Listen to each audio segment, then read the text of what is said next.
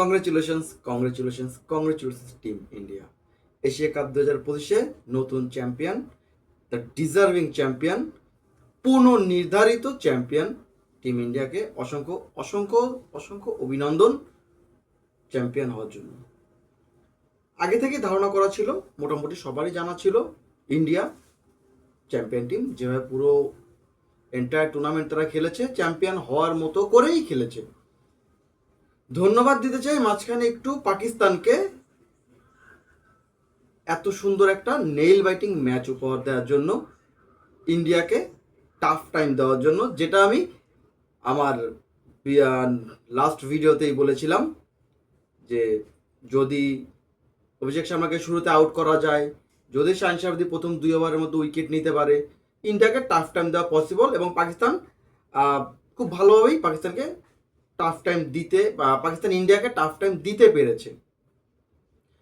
আমার কাছে মনে হয় পাকিস্তান তার বেস্ট পসিবল খেলাটাই খেলেছে, এক্সেপ্ট যদি বলি সাইম আইয়ুব পারফরমেন্স করতে পারেনি, এবং যেটা আমি এক্সপেক্ট করতেছিলাম হারিস রৌফের কাছ থেকে, আরেকটু ভালো বোলিং, সাথে 1-2টা উইকেট, এই দুইটা যদি বাদ দিক আমি পাকিস্তান তাদের বেস্ট পসিবল খেলাটাই খেলেছে।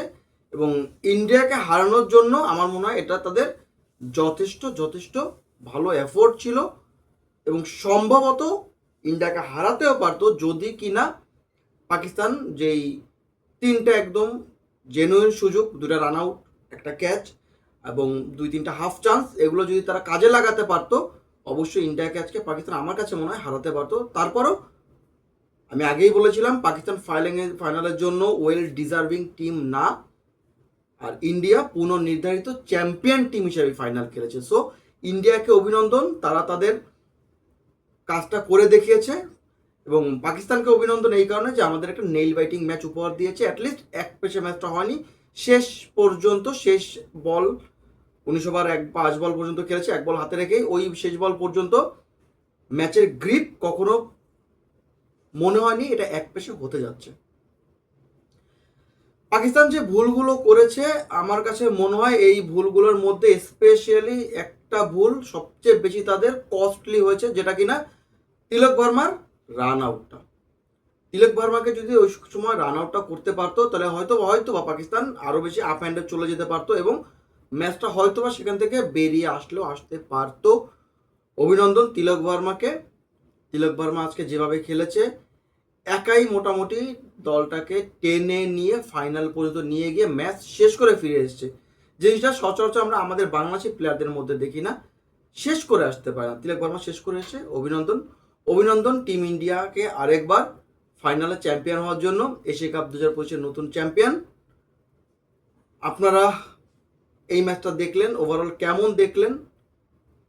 ইন্ডিয়ার ব্যাটিং অ্যাপ্রোচ কেমন দেখলেন? পাকিস্তানের বোলিং আপনার কাছে আপ টু দ্য মার্ক লেগেছে কিনা অবশ্যই কমেন্ট করে জানাবেন। তো আমার কাছে যেটা মনে হয়েছে, পাকিস্তান আজকে 12 ওভার পর্যন্ত ভালো ব্যাটিং করেছিল, তারপর থেকেই তারা আসলে তাদের পথ হারিয়ে ফেলে, যেই কারণে মাত্র 146 রান তারা করতে পারে। ভারতের মতো টিমের সামনে 147 রানের টার্গেট, সেই 147 টার্গেটই অনেক বড় মনে হচ্ছিল পাকিস্তানের বোলিংয়ের কারণে। খুব ভালো আজকে বোলিংয়ে সার্ভিস দিয়েছে। ইন্ডিয়ার ব্যাটিংয়ে ওই যে আমি আগেই বলছিলাম